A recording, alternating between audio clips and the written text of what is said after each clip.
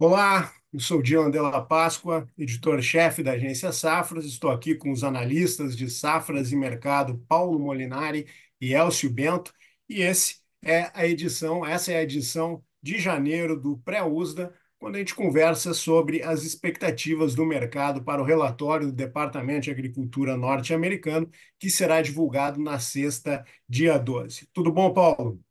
Tudo bem, tudo bem. Mais um relatório.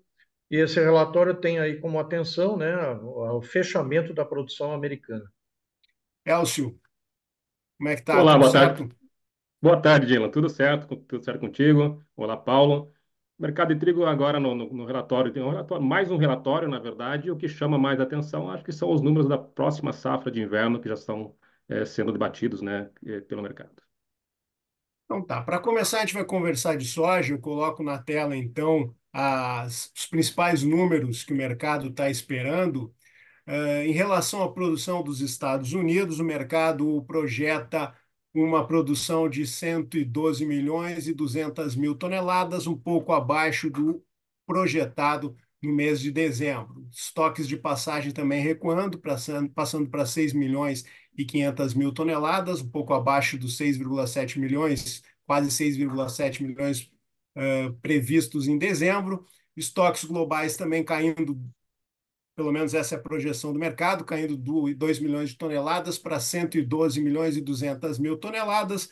Números da safra sul-americana. Brasil apostando numa queda modesta na estimativa do USDA de 156 milhões e 300 mil toneladas.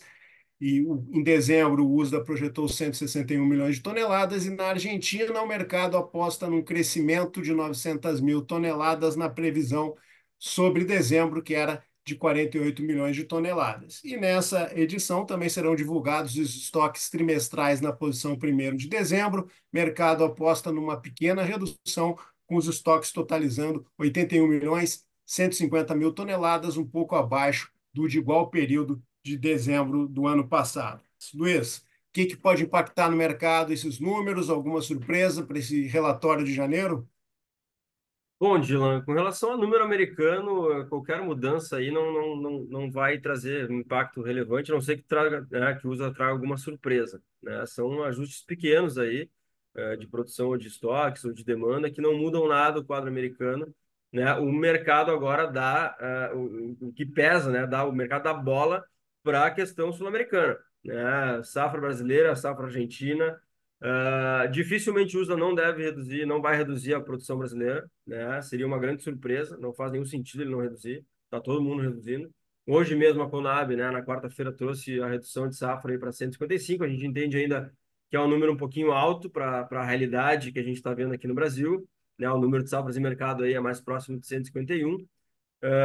Então o USA deve reduzir a produção aí para algo em torno de 156, 155, muito parecido com a Conab, né? A produção argentina subindo também faz sentido, porque a área argentina deve ser um pouco maior do que estava sendo estimado inicialmente. O plantio está evoluindo bem, o clima está favorável, então, né, boa parte do mercado já está com um número de 50 milhões na cabeça, então o USDA falar 49 também está fazendo algum sentido.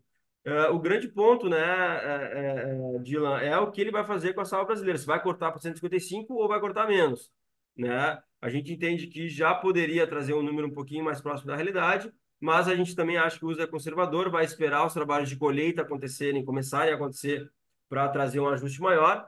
E no fim das contas, mesmo com corte de safra brasileira e esse pequeno aumento esperado para a safra argentina, o que mais importa é o tamanho da produção sul-americana.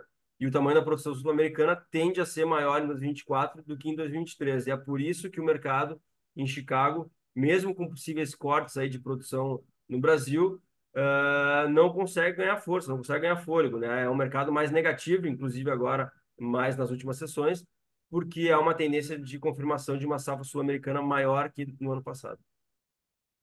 Tá certo, Luiz, obrigado. Vamos agora dar uma olhada nos quadros do milho.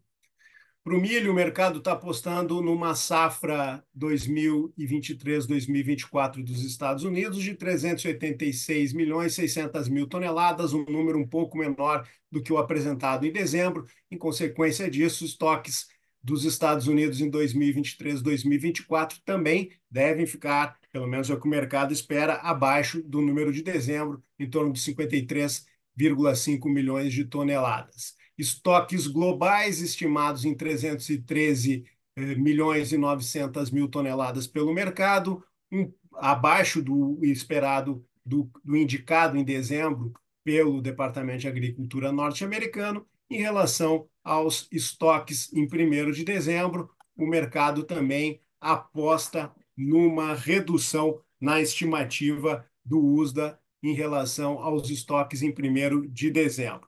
Paulo, o que a gente pode falar desses números do Departamento de Agricultura norte-americano para o milho?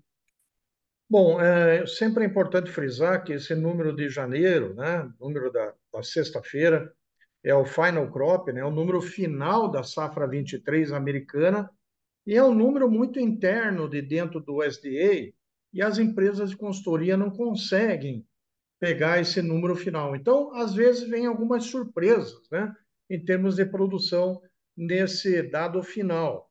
Então, pode vir aí safra maior, safra menor. É um número que a gente precisa ficar bem atento. Mas é uma safra recorde americana, por enquanto ajustada. Acredito que, em princípio, não deve ter grandes surpresas para o milho nesse relatório da sexta-feira, né? Fora isso, a oferta e demanda não tem grandes mudanças, né, de projeção, e aí fica o sabor dos ajustes da América do Sul. Nós estamos com 129 milhões para a safra brasileira, a Conab chutou 117 milhões essa semana, ou seja, bem fora do padrão realista da safra nacional, e a safra argentina está indo muito bem, né? Chovendo muito bem em dezembro, começando janeiro chovendo muito bem, potencial até de uma safra recorde de milho, e o milho aparentemente deve ser um relatório na sexta-feira calmo. Não acredito que o USDA traga o número do Brasil para 117, porque é um número bem fora do padrão, considerando uma safrinha que mal começou o seu plantio ainda. Nós acreditamos aí que vai ser um relatório bem neutro para sexta-feira.